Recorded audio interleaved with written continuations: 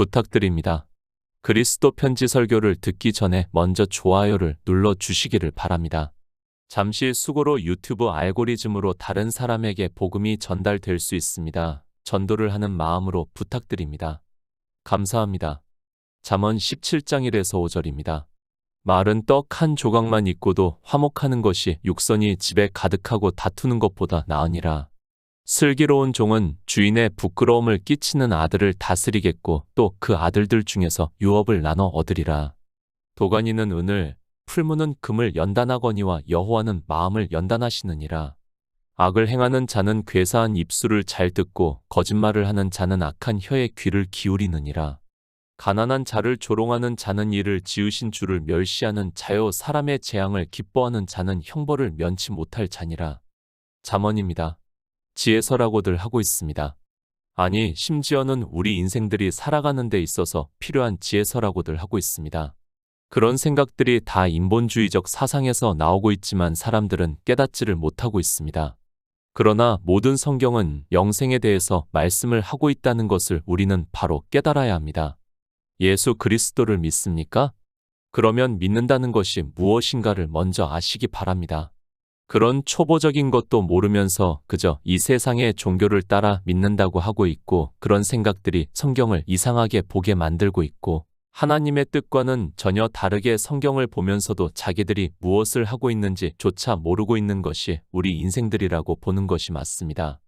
하나님입니다. 왜 태초에 천지를 창조하셨습니까? 그리고 왜 우리 인생들을 지으셨습니까? 하나님은 영이시고 스스로 계실 수 있는 분이라는 것을 알아야 합니다. 그런 기초적인 하나님의 뜻을 모르고 성경을 본다는 자체가 모순이고 인생들은 그저 이 세상의 종교를 따라 믿는다고 하고 있습니다. 먼저는 이스라엘이 종교가 되는 것을 말씀을 하고 있습니다. 이방인도 마찬가지입니다. 역시 종교가 되고 있고 그것이 인생의 철학이라는 것을 바로 깨달아야 합니다. 그리고 우리는 이 종교에서 벗어날 수 없는 인생이라는 것도 알아야 합니다. 피조물이라는 데 있어서는 조금도 다르지 않다는 것을 진리로 인도하심을 받는 성도들은 쉽게 깨달을 수 있다고 믿고 있습니다. 그래서 더욱 이 시대 믿음으로 역사를 하는 성도들은 오직 예수 그리스도만을 믿을 수 있다고 확신을 하고 있습니다. 잠언 17장 1절입니다. 마른 떡 한 조각만 있고도 화목하는 것이 육선이 집에 가득하고 다투는 것보다 나으니라. 집입니다.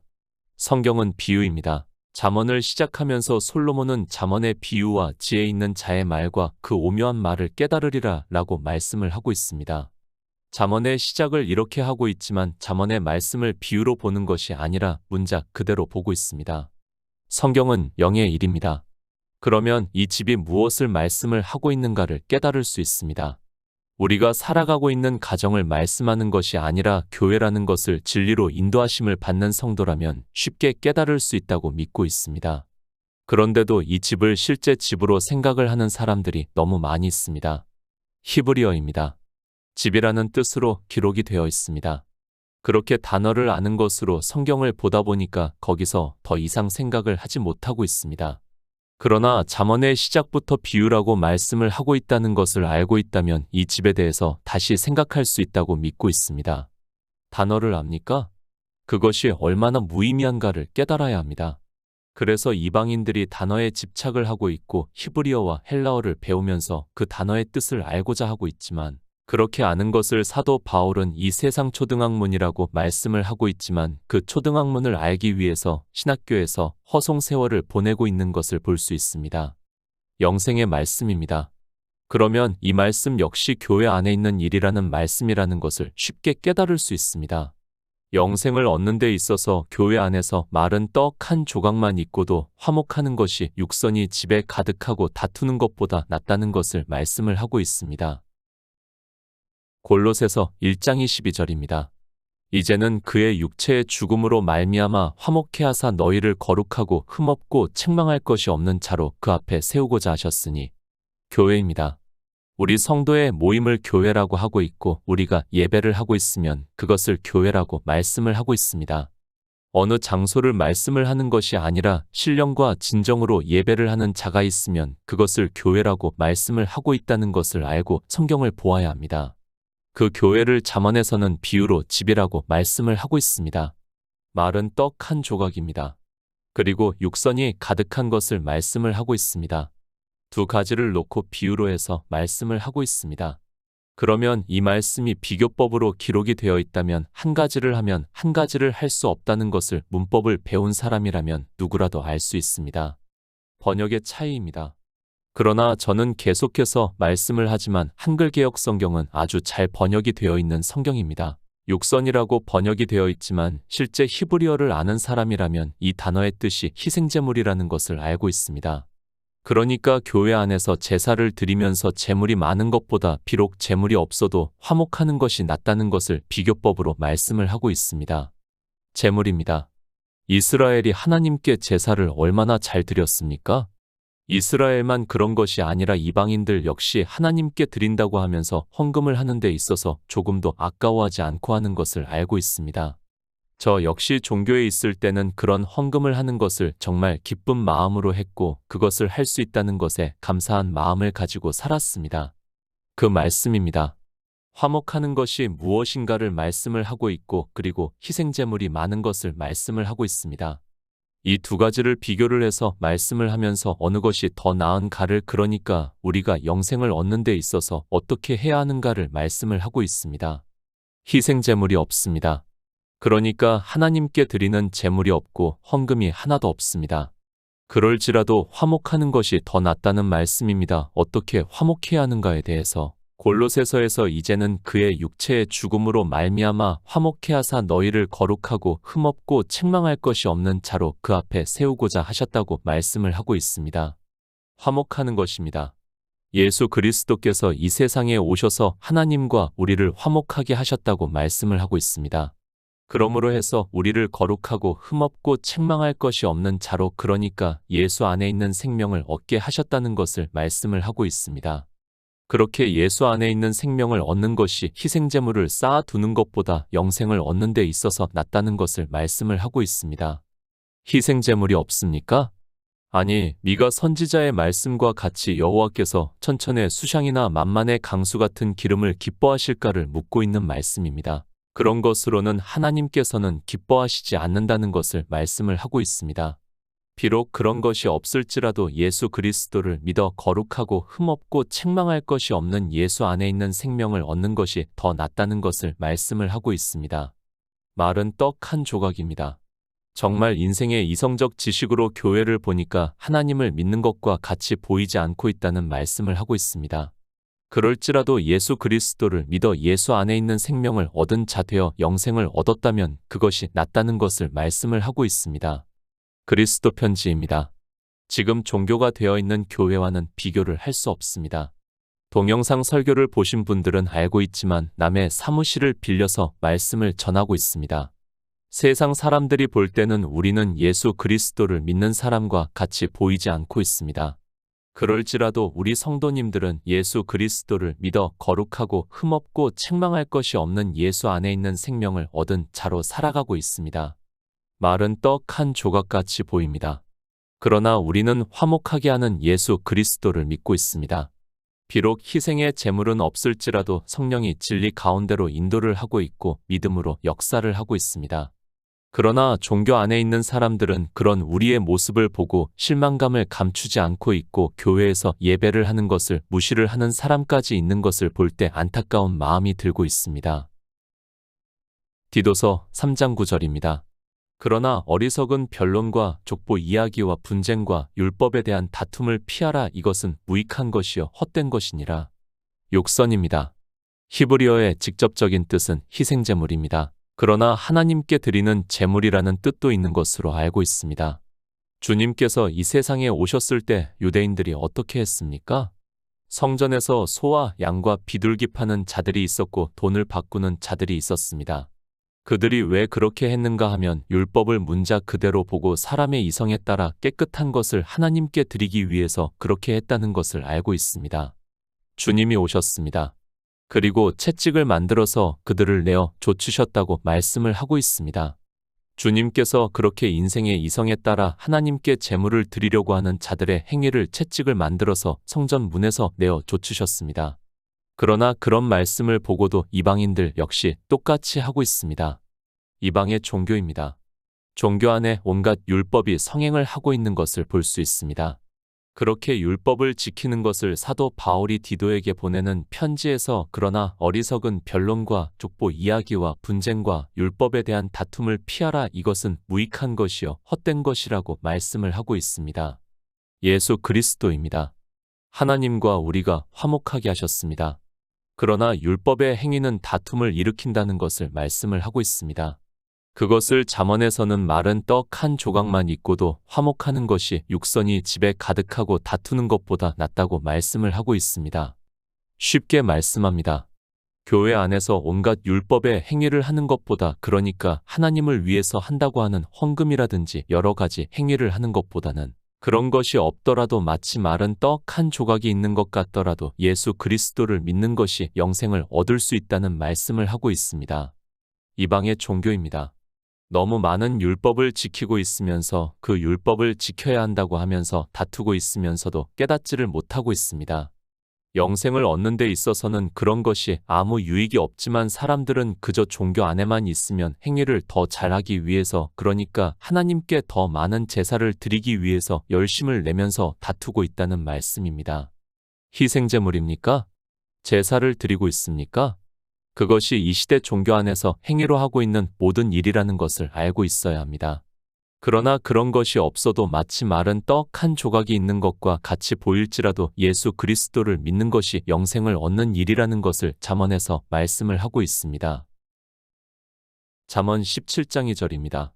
슬기로운 종은 주인의 부끄러움을 끼치는 아들을 다스리겠고 또 그 아들들 중에서 유업을 나눠 얻으리라. 비유입니다. 문자 그대로 성경을 보면 절대로 풀리지 않는다는 것을 알고 있어야 합니다. 그런데 이런 말씀도 거의 다 문자 그대로 보면서 실제 종이 있는 것으로 그리고 아들이 있는 것으로 생각을 하면서 성경을 보고 있습니다. 계속해서 말씀을 하고 있지만 실제가 아니라 비유라는 것을 알고 성경을 보아야 합니다.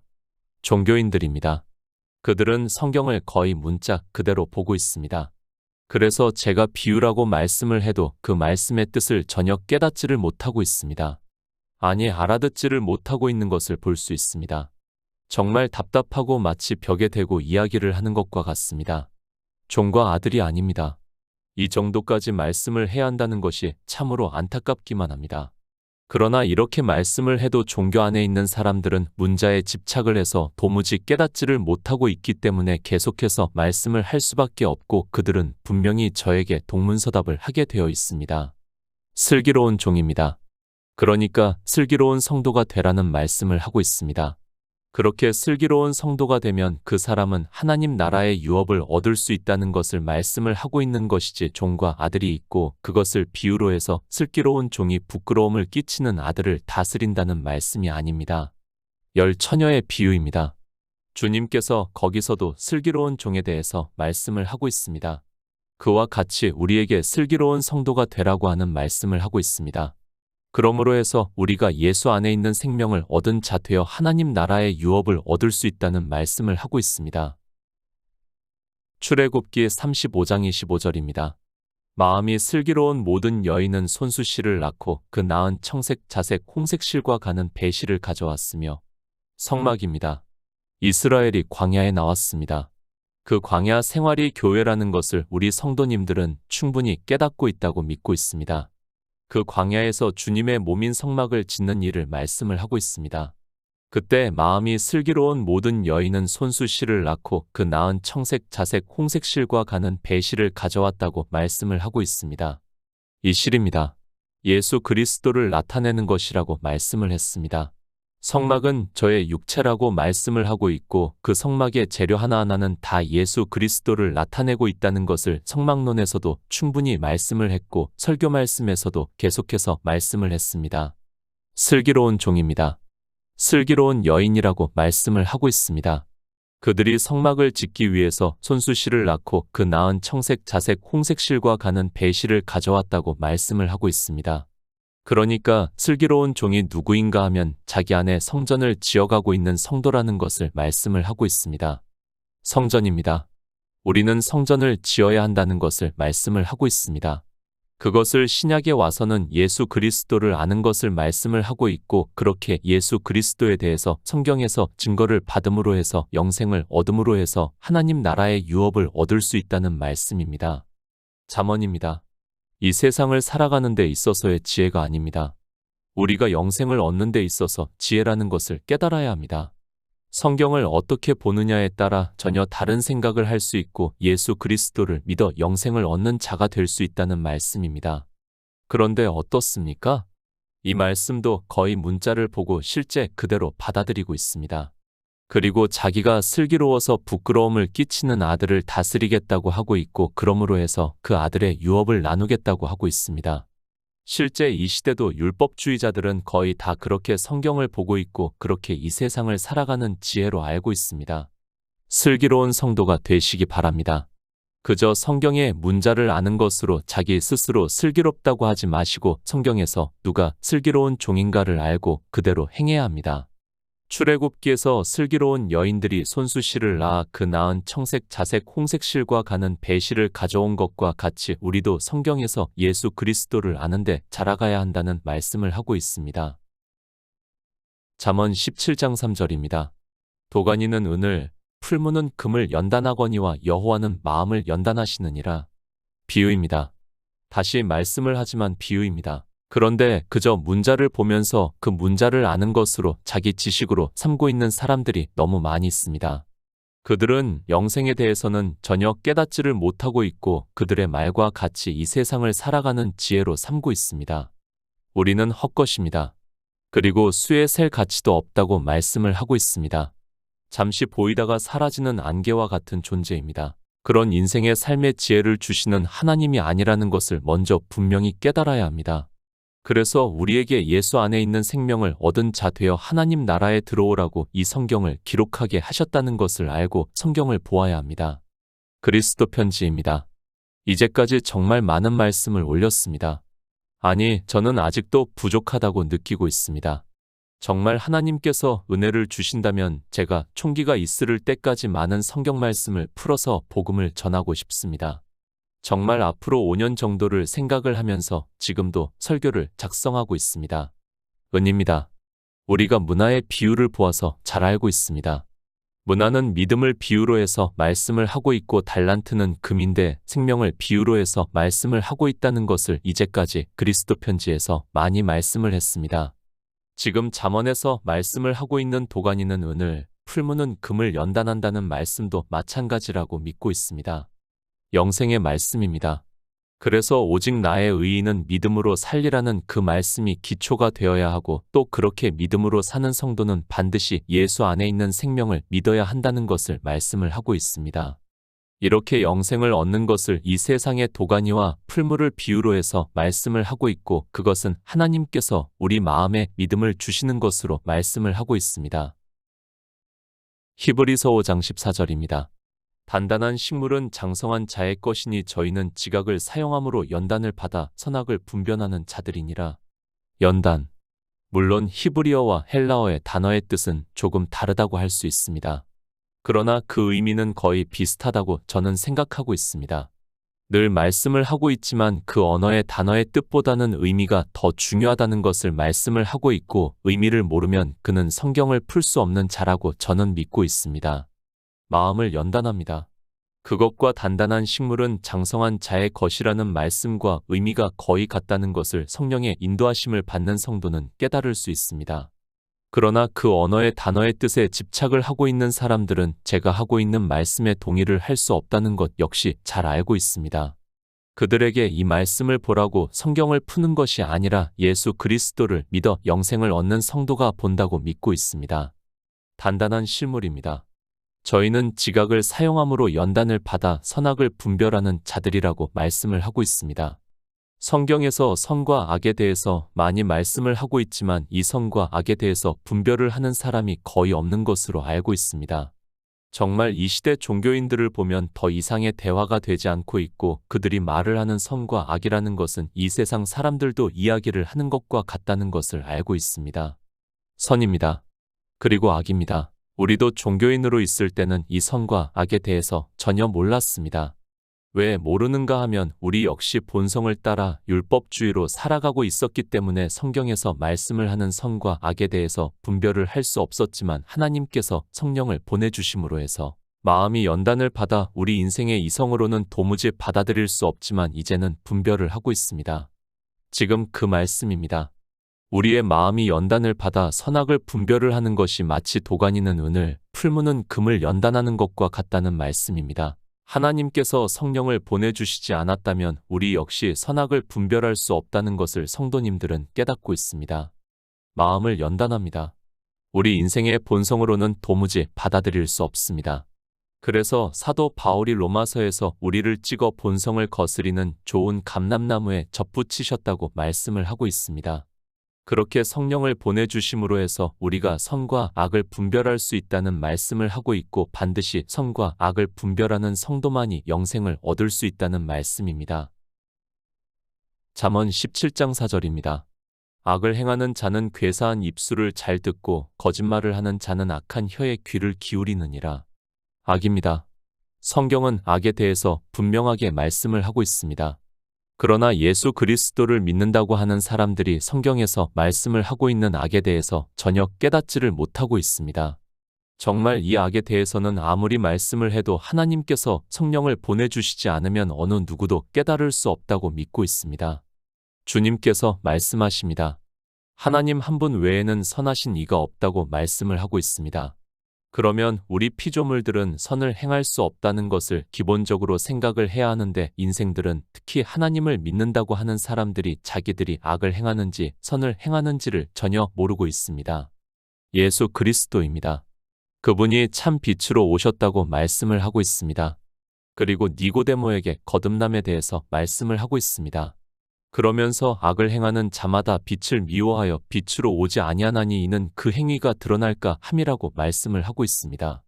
누가 그렇다는 말씀입니까? 주님이 오셨을 때 하나님을 믿는다고 하는 유대인들이 그렇다는 것을 말씀을 하고 있습니다. 그들이 어떻게 악을 행했는가 하면 율법을 지키는 행위를 한 그것을 주님께서는 악을 행하는 자라고 말씀을 하고 있고 그들이 주님을 영접을 하지 않는다고 말씀을 하고 있습니다. 요한복음입니다. 아니 신약성경입니다. 유대인들이 보고 있습니까? 그들은 신약성경을 불태우고 있다는 것을 알아야 하고 지금 이방인들이 신약성경을 보고 있고 그러면 요한복음에서 주님께서 유대인의 선생이라고 하는 니고데모에게 하신 말씀은 이방에 가르치는 자들에게 하는 말씀이라는 것을 깨달아야 하는데 성경을 남의 집 불구경하듯이 보고 있습니다. 요한복음 8장 44절입니다. 너희는 너희 아비 마귀에게서 났으니 너희 아비의 욕심을 너희도 행하고자 하느니라. 저는 처음부터 살인한 자요. 진리가 그 속에 없으므로 진리에 서지 못하고 거짓을 말할 때마다 제 것으로 말하나니 이는 저가 거짓말쟁이요 거짓의 아비가 되었음이니라. 악을 행하는 자입니다. 그리고 거짓말을 하는 자입니다. 그들이 누구입니까? 주님께서 이 세상에 오셔서 율법을 지키고 있는 유대인들에게 너희는 너희 아비 마귀에게서 났으니 너희 아비의 욕심을 너희도 행하고자 하느니라. 저는 처음부터 살인한 자여 진리가 그 속에 없으므로 진리에 서지 못하고 거짓을 말할 때마다 제 것으로 말하나니 이는 저가 거짓말쟁이요 거짓의 아비가 되었음이라고 말씀을 하고 있습니다. 유대인들입니다. 그들은 율법주의자들이라는 것을 알고 있습니다. 그렇게 율법을 지키는 자들에게 주님께서 너희는 너희 아비 마귀에게서 났다고 말씀을 하고 있습니다. 그러면 이 시대 역시 율법을 지키고 있는 자들은 다 거짓의 아비 마귀에게서 났다는 말씀입니다. 율법을 지키고 있습니까? 그 자체가 악을 행하는 자입니다. 그리고 율법을 지키는 자는 거짓말에 귀를 기울인다고 말씀을 하고 있습니다. 이렇게 성경은 율법을 지키는 것을 비유로 해서 말씀을 하고 있지만 종교 안에 있는 사람들은 온갖 율법을 지키면서도 성령이 오시지 않아서 마음의 연단을 받지 못해서 도무지 깨닫지를 못하고 있습니다. 악을 행하지 마시기 바랍니다. 쉽게 말씀을 하면 율법을 지키지 마시기 바랍니다. 주님께서 이스라엘의 선생이라고 하는 니고데모에게 거듭나는 생명에 대해서 말씀을 하시면서 악을 행하는 자는 그러니까 율법을 지키는 자는 참 빛으로 오신 예수 그리스도를 믿지 않는다는 것을 말씀을 하고 있지만 이방인들 역시 악을 행하고 있습니다. 잠언 17장 5절입니다. 가난한 자를 조롱하는 자는 이를 지으신 주를 멸시하는 자요 사람의 재앙을 기뻐하는 자는 형벌을 면치 못할 자니라. 부자입니다. 그리고 가난한 자입니다. 주님께서 율법을 지키는 이스라엘을 비유로 해서 아니 이방인들 역시 율법을 지킨다는 것을 아시고 한 부자와 거지 나사로를 비유로 해서 말씀을 하셨습니다. 이렇게 교회 안에는 부자와 거지 나사로가 있다는 것을 말씀을 하고 있습니다. 주님이 이 세상에 오셨습니다. 이사야 선지자의 예언의 말씀을 인용을 하면서 주의 성령이 내게 임하셨으니 이는 가난한 자에게 복음을 전하게 하시려고 내게 기름을 부으시고 나를 보내사 포로된 자에게 자유를 눈먼 자에게 다시 보게 함을 전파하며 눌린 자를 자유케 하고 주의 은혜의 해를 전파하게 하려 하심이라고 말씀을 하고 있습니다. 율법을 지킵니까? 단 한 가지라도 지키고 있다면 그는 거지 나사로의 비교를 하면 부자라는 것을 깨달아야 합니다. 그 부자가 되어 있는 교회 안에 있는 사람들을 대표로 해서 한 부자와 거지 나사로를 비유로 말씀을 하고 있지만 악에 대해서 모르기 때문에 그 비유의 말씀을 도무지 깨닫지를 못하고 있습니다. 우리 성도입니다. 가난한 자라는 것을 잊지 마시기 바랍니다. 이 세상에서 사용하는 돈을 말씀을 하는 것이 절대로 아닙니다. 율법의 의를 말씀을 하고 있습니다. 이렇게 가난한 자를 조롱한다는 것을 가르쳐 주기 위해서 한 부자와 거지 나사로의 비유를 말씀을 하면서 개들이 나사로의 헌대를 핥더라고 말씀을 하고 있습니다. 나사로의 헌대입니다. 그것을 잠언에서는 가난한 자를 조롱한다고 말씀을 하고 있습니다. 그렇게 율법을 지키지 않는 성도를 조롱하는 자는 이를 지으신 주를 멸시하는 자라고 말씀을 하고 있지만 이방인들 역시 종교 안에서 온갖 율법을 지키면서 부자가 되고 있습니다. 디모데전서 2장 4절입니다. 하나님은 모든 사람이 구원을 받으며 진리를 아는 데 이르기를 원하시느니라. 하나님입니다. 태초에 천지를 창조하셨습니다. 그리고 우리 피조물들을 지으셨습니다. 왜 지으셨는가 하면 하나님의 영광을 나타내시고 우리에게 영원한 생명을 얻게 하심으로 해서 하나님 나라를 이루시기 위해서입니다. 그것을 사도 바울은 하나님은 모든 사람이 구원을 받으며 진리를 아는 데 이르기를 원하신다고 말씀을 하고 있습니다. 구원입니다. 천국 복음입니다. 가난한 자에게 전파가 된다는 것을 말씀을 하고 있습니다. 그런데 율법주의자들은 가난한 자를 조롱을 하고 있습니다. 그들은 종교 안에서 율법을 지키게 함으로 해서 재앙을 받게 하고 있다는 말씀이며 그들이 형벌을 받는다고 말씀을 하고 있습니다. 영생입니다. 모든 성경은 영생에 대해서 말씀을 하고 있습니다. 반드시 가난한 자가 되어야 이 복음을 들을 수 있다는 것을 깨달아야 합니다. 어떻게 가난한 자가 되는가 하면 율법을 지키지 않음으로 해서 가난한 자가 되어야 합니다. 거지 나사로와 같이 율법을 지키지 않는 자 되어 영생을 얻는 성도가 되시기를 부탁드립니다.